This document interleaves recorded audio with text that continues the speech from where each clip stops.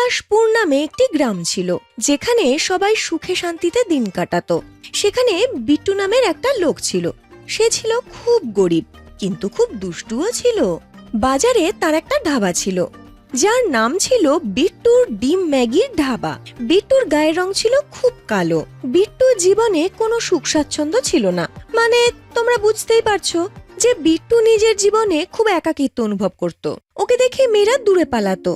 সে বাড়িতে তার মায়ের সাথে থাকতো। গ্রামের সবাই তাকে নিয়ে মজা করত। কিন্তু একটা জিনিস ছিল, তার মতো ডিম ম্যাগি কেউ বানাতে পারতো না। একদিন ববিতা বৌদি তার ধাবায় আসে, আর বিট্টু ওকে দেখে চটপট মুখ পরিষ্কার করে নেয়, চুলটুল সব ঠিক করে। তখন ববিতা বলে, বিট্টু বাবু, আজকে আপনাকে খুব হ্যান্ডসাম দেখাচ্ছে, ব্যাপার কি? কিছু না বৌদি, সবই তোমার ভালোবাসার ফল। কি বললেন বিট্টু বাবু? না মানে সবই তোমার কৃপা আর কি। কি বিট্টু বাবু, আপনিও না? বৌদি, সকাল সকাল তোমার মুখ দেখলাম, মনটা ঠান্ডা হয়ে গেল। আরে আমি কি ফ্রিজ নাকি যে আপনার শীতলতা অনুভব হবে? সত্যি বৌদি, তুমি না কিচ্ছু বোঝো না। বিট্টু বাবু, একটা কাজ করুন তো, আমাকে 1 প্লেট চিজ দিয়ে ডিম ম্যাগি দিন, আর একটু টক মিষ্টি করে বানাবেন। বৌদি, তুমি যদি বলো, এতে আমি সোনা রূপাও মেশাতে পারি। ববিতা বৌদি খুব চালাক ছিল। উনি বিট্টুকে ম্যাগির টাকা পয়সা দিতেন না, আর ওনার মিথ্যে প্রশংসা করে ওখান থেকে চলে যেত। কিন্তু বিট্টুর ববিতা বৌদিকে খুব ভালো লাগতো, তাই বিট্টু তার থেকে টাকা চাইতো না। সেদিন সন্ধেবেলাতেই ববিতা বৌদির স্বামী পাপ্পু পান্ডে বিট্টুর কাছে ডিম ম্যাগি খেতে চলে আসে। বিট্টু ওকে একদম সহ্য করতে পারতো না, সেই জন্য পাপ্পুর ডিম ম্যাগির মধ্যে বেশি করে লঙ্কার গুঁড়ো মিশিয়ে দেয়। পরদিন সকালে বিট্টুর দোকানে এসে সে বলে, এই হারামজাদা বিট্টু, তুই না কোনোদিনও শুধরবি না। যেমন তোর মুখটা কালো, তেমন তোর মনটাও কালো। তোর থেকে আমি ডিম ম্যাগি খেতে চেয়েছিলাম, তুই তো আমাকে পুরো লঙ্কা ম্যাগি খাইয়ে দিলি রে। ওই খেয়ে আমার পেট এত খারাপ হয়ে গেছে যে সকাল থেকে এই দিয়ে 5 বার আমি পায়খানায় গেলাম। আমার বউ আমার কাছেই আসছে না। আজ তোকে মজা দেখাবো আমি। এটাই তো আমি চেয়েছিলাম, যে ববিতা বৌদি তোমার থেকে দূরে চলে যাক, আমার কাছে আসুক। দাঁড়া হারামজাদা, তোর শয়তানি দূর করছি। এভাবেই দিন কাটতে থাকে। আর বিট্টু তার মাকে বলে, ও মা, আমার তো বিয়ের বয়স হয়ে গেল, তুমি আমার জন্য মেয়ে দেখছো না কেন?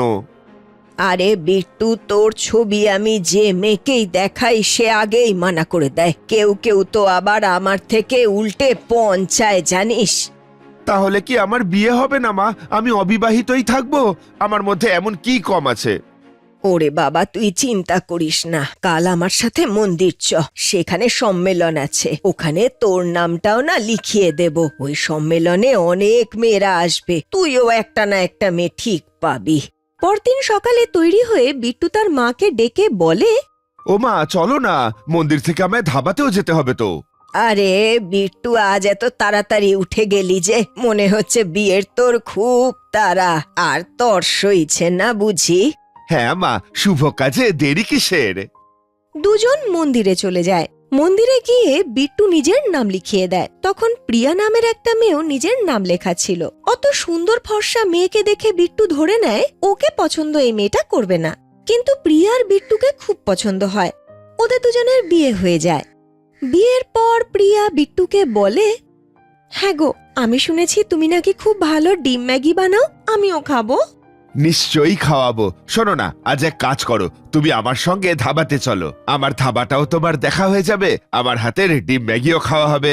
আমার মতন ডিম ম্যাগি কেউ বানায় না।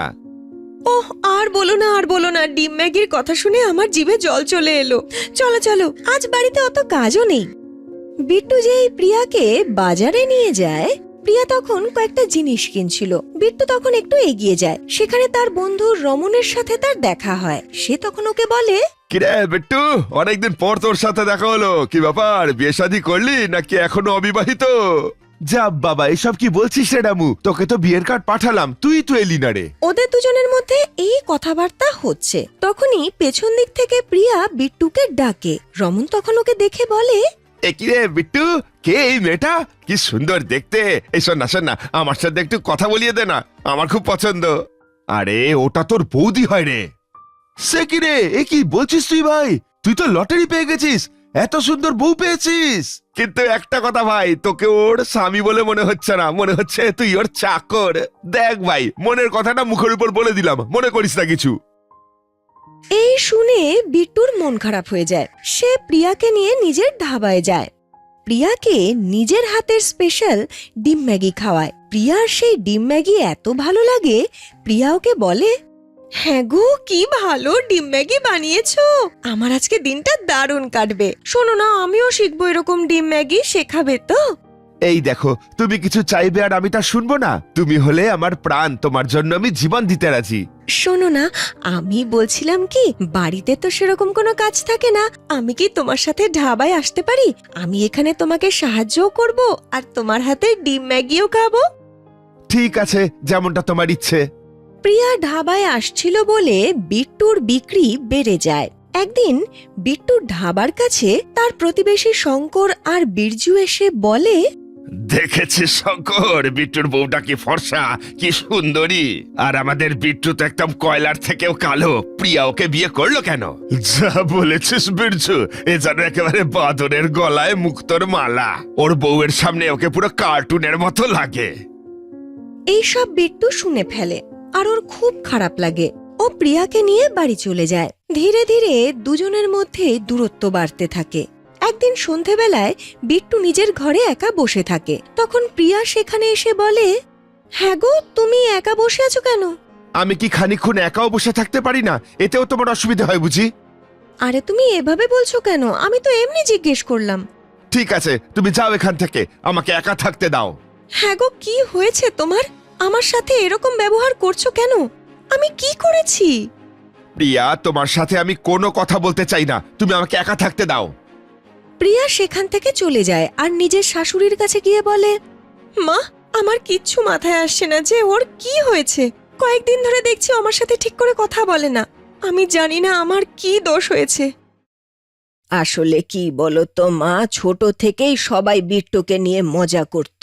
ভেবেছিলাম বিয়ের পর বিট্টু ভালো থাকবে, কিন্তু এখন তো দেখছি ও আরো খারাপ রয়েছে। দাঁড়াও, ওর সাথে কথা বলি।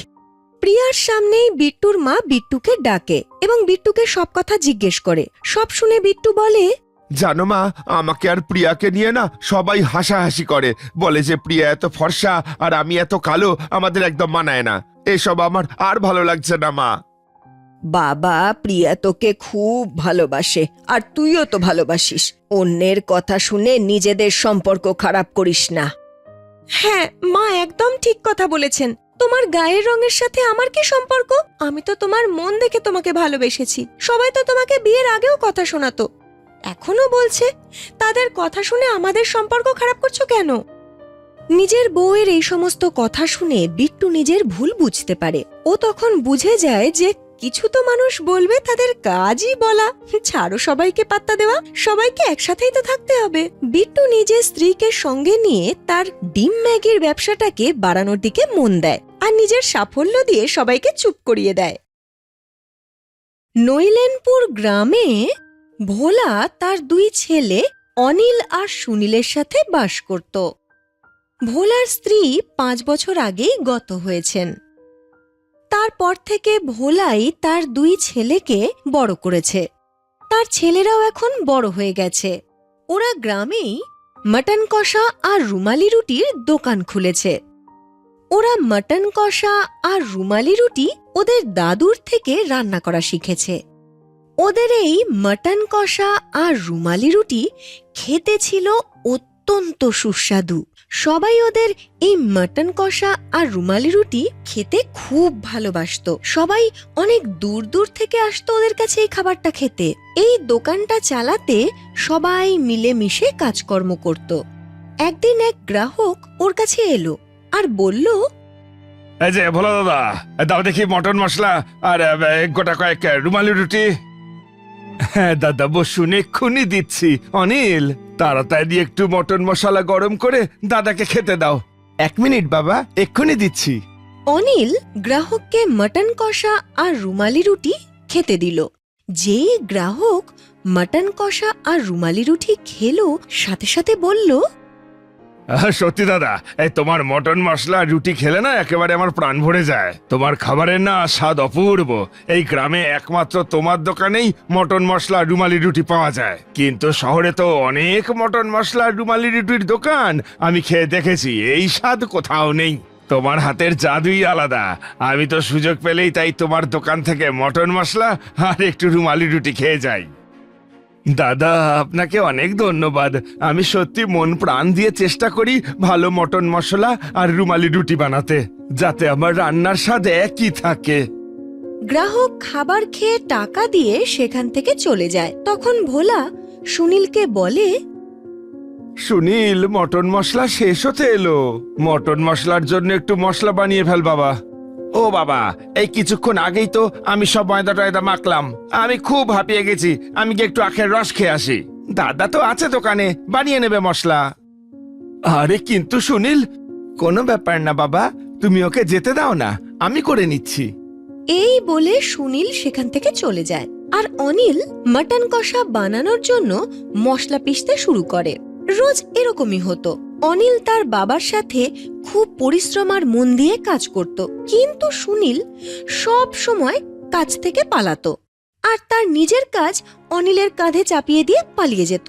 তা সত্ত্বেও অনিল কখনো ওর উপর রেগে যেত না আর সব সময় ওর দোষ ঢেকে দিত।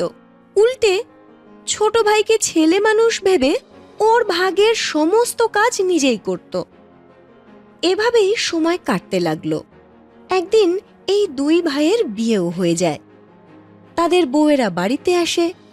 অনিলের স্ত্রীর নাম শোভা আর সুনীলের স্ত্রীর নাম মালা। এতদিন পর্যন্ত সবকিছু তো ঠিকঠাকই ছিল, কিন্তু একদিন হঠাৎ খুব শরীর খারাপ হওয়ার ফলে ভোলা হঠাৎ মারা যায়।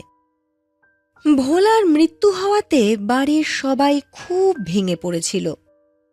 ভোলা মারা গেছে 10 দিন হয়ে গেছে। একদিন অনিল তার ভাইকে হঠাৎ বলে, ভাই, বাবা আমাদের ছেড়ে চলে গেছেন 10 দিন হয়ে গেল। এখন আমাদের উচিত বাবার মটন মশলা রুটির দোকানটা আবার চালু করা, তা না হলে সংসার চলবে কি করে? হ্যাঁ দাদা, আমিও সেই কথাই ভাবছিলাম। চলো আজ থেকে আমরা নিজেদের দোকান আবার শুরু করি। এইভাবে দুই ভাই মিলে দোকান খোলা শুরু করলো। তারা দুজন মিলে ওই দোকানটা চালাতে লাগলো। এভাবেই দিন কাটছিল। একদিন মালা জল ভরার জন্য কুয়োর কাছে গেল। ওর জল ভরা হয়ে গিয়েছিল। তখন হঠাৎ সেখানে বিভা আসে। বিভা খুব সুন্দর একটা শাড়ি পরেছিল।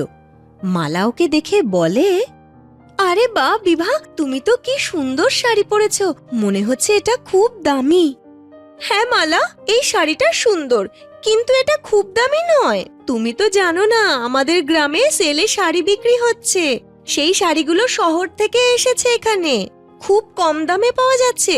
তুমিও গিয়ে কিনে নাও না। কি ভাবছো? আচ্ছা, ও তাই বুঝি? ঠিক আছে, আমি আজকেই যাব। মালা বাড়ি ফিরে তার স্বামীকে বলে, হ্যাঁ গো শুনছো, আমি শুনলাম যে গ্রামে নাকি সেলে শাড়ি বিক্রি হচ্ছে। তুমি আজই আমার সাথে চলো না, আমাকে কয়েকটা শাড়ি কিনে দাও। খুব সস্তায় শাড়ি পাওয়া যাচ্ছে ওখানে। ঠিক আছে গিন্নি, আমি আজই দাদা থেকে গিয়ে টাকা চেয়ে নিচ্ছি। সুনীল তার দাদার কাছে যায় আর বলে, দাদা, আমার কিছু টাকার প্রয়োজন। আমার বউ ছেলে কিছু শাড়ি কিনবে বলছে। হ্যাঁ সুনীল, সব বুঝলাম, কিন্তু আমাকে শহরে গিয়ে মশলা আর রুটির জন্য ময়দা কিনে আনতে হবে। আর আমি ভাবছিলাম দোকানে চেয়ার আর কয়েকটা বাড়াই, খুব কাজে দেবে। তুই কয়েকটা দিন অপেক্ষা কর, তারপর না হয় শাড়ি কিনিস। সুনীল অনিলের কথা শুনে মনে মনে খুব রেগে যায়, কিন্তু ওকে কিছু বলে না। ও তার স্ত্রীকে গিয়ে সব কথা খুলে বলে। এই কথা শুনে মালা বলে, হ্যাঁ গো, তোমার দাদা কি বলো তো? আমার না এসব একদম ভালো লাগে না। এই দোকানটা তো তোমাদের দুজনের, কিন্তু সব টাকা দাদার কাছেই থাকে। যদি তোমাকে কিছু কিনতে হয়, দাদার কাছ থেকে টাকা চাইতে হয় আর অনুমতিও নিতে হয় সেই সাথে। আমি বলি কি, তুমি আলাদা একটা দোকান খোলো, যাতে আমরা নিজেদের সংসারটা অন্তত নিজেরাই চালাতে পারি। কারোর কাছে টাকা তো চাইতে হবে না। যখন ইচ্ছে করবে, যা ইচ্ছে করবে সেইভাবে খরচা করতে পারবো। অনেক হয়েছে অন্যের গোলামি করা। দাদা সব সময় আমাকে ঠকিয়েই এসেছে, নিজে হাত খুলে খরচা করে, কিন্তু আমি যখনই টাকা চাইতে চাইবো কত শত ভাববে বসে। আমার ব্যবসা আমি এবার আলাদা করে নেব। এই ভেবেই সুনীল তার দাদার কাছে যায় আর বলে, দাদা, আমি অনেক ভেবে দেখেছি, আমাদের দুই ভাইয়ের খরচা আলাদা, আমাদের দুই ভাইয়ের জীবন আলাদা, তাই আমাদের দুই ভাইয়ের ব্যবসাও আলাদাই হওয়া উচিত। তুমি আমাকে আমার ভাগের টাকা দিয়ে দাও। আমি এবার ঠিক করেছি আমার নিজের মটন মশলার রুটির দোকান খুলবো, যাতে আমার রোজগার বেশি হয়। এ তুই কি বলছিস ভাই? সেই বাবার সময় থেকে আমরা একসঙ্গে দোকান চালাই, আর তার ফলে আমরা দুজন দুজনকে সাহায্য করতে পারি। আলাদা দোকান খোলার ব্যাপারে তো আমি কখনো ভাবিনি। তুই এইসব কেন ভাবছিস? অনিল ওকে বোঝানোর অনেক চেষ্টা করে, কিন্তু সুনীল একটা কথাও শোনে না। অনিল তখন ওকে ওর ভাগের টাকা দিয়ে দেয়। দুই ভাইয়ের মধ্যে ভাগাভাগি হয়ে যায়। সুনীলও ওখানেই মটন কষা আর রুমালি রুটির দোকান খুলে বসে। এক গ্রাহক তার কাছে আসে আর বলে, সুনীল, আমার জন্য 1 প্লেট মটন মশলা আর রুমালি রুটি দে। সুনীল গ্রাহককে মটন কষা আর রুমালি রুটি বেড়ে দিয়ে দেয়। গ্রাহক যেই ওটা খায় তখন সুনীলকে বলে, ভাই সুনীল, একটা কথা বলি, কিছু মনে করিস না। যে স্বাদ অনিলের মটন মশলা রুটিতে আছে না, সেই স্বাদ তোর মটন মশলা আর তন্দুরি রুটিতে একদম নেই। আমার তো বিশ্বাসই হয় না তোরা দুজন এক বাবার সন্তান, একই লোকের থেকে দুজনে রান্না শিখেছিস। দুজনের স্বাদ আকাশ পাতাল। গ্রাহক এই বলে ওখান থেকে চলে যায়। এরকমই আরো কয়েকজন লোক সুনীলের দোকানে আসে, কিন্তু তাদের কারোরই ওর দোকানের মটন কষা আর রুমালি রুটি খেতে ভালো লাগে না। অন্যদিকে অনিলের দোকানে ভিড় বাড়তেই থাকলো, আর সুনীলের দোকান রইল খালি। এভাবেই কিছু সময় কেটে যায়। একদিন সুনীলের স্ত্রী সুনীলকে বলে, হ্যাঁ গো, কি ব্যাপার বলো তো? আমি তো তোমার কাজ কিছুই বুঝতে পারছি না। আমি ভেবেছিলাম তুমি আলাদা দোকান খুলবে, তাহলে বেশি টাকা উপার্জন করবে।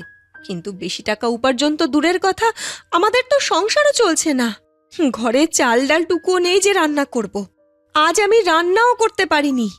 যদি এভাবেই চলতে থাকে না, তাহলে সংসার আর চলবে না। তোমার দোকান কেন চলছে না বলো তো?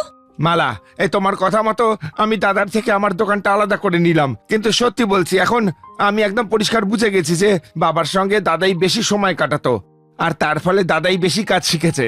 তাই দাদার রান্নায় যে স্বাদ আছে, সে স্বাদ আমার রান্নায় কখনোই আসবে না। আর তাই দেখো না, দাদার দোকান রমরমিয়ে চলছে। আমার হাতে সেই গুণই নেই, আমি পারবো না নিজের দোকান চালাতে। হ্যাঁ গো, দোষটা আমারই। আমি আমার বুদ্ধির ভুলে তোমাদের দুজনকে আলাদা করেছি। তুমি দাদার কাছে ক্ষমা চেয়ে নাও, ওনার সাথেই তুমি আবার কাজ করো। কি মুখে ক্ষমা চাইবো দাদার কাছে বলো তো? তখন দাদা আমায় অনেক বুঝিয়েছিল, আমি তখন জেদ করেছিলাম। আমি জানি দাদা আমায় কোনোদিনও ক্ষমা করবে না। শোভা ওখান দিয়ে যাচ্ছিল। ওদের সব কথা শোভা শুনতে পায়। শোভা অনিলের কাছে যায় আর বলে, শুনছো, তোমার সাথে আমার না কয়েকটা কথা আছে। এরপর শোভা সব কথা অনিলকে বলে। অনিল তার ভাইয়ের ঘরের সামনে এসে দাঁড়ায় আর দরজা খটখট করে। সুনীল দরজা খোলে। তখন অনিল বলে, দেখ ভাই, তুই আমার কাছে সবসময় ছোট, আর ছোট ভাই হয়েই থাকবি। আমার সাথে কথা বলার জন্য তোকে এত ভাবতে হচ্ছে কেন? আর হ্যাঁ, কাল থেকে তুই নিজের দোকানটার খুলবি না, আমার দোকানেই চলে আসবি।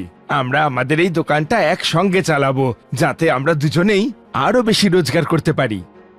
দাদার এই কথা শুনে সুনীল দাদাকে জড়িয়ে ধরে আর ক্ষমা চায়। তারপর দুই ভাই মিলে আবার একসাথে ব্যবসা শুরু করে এবং খুব মন দিয়ে কাজ করতে থাকে।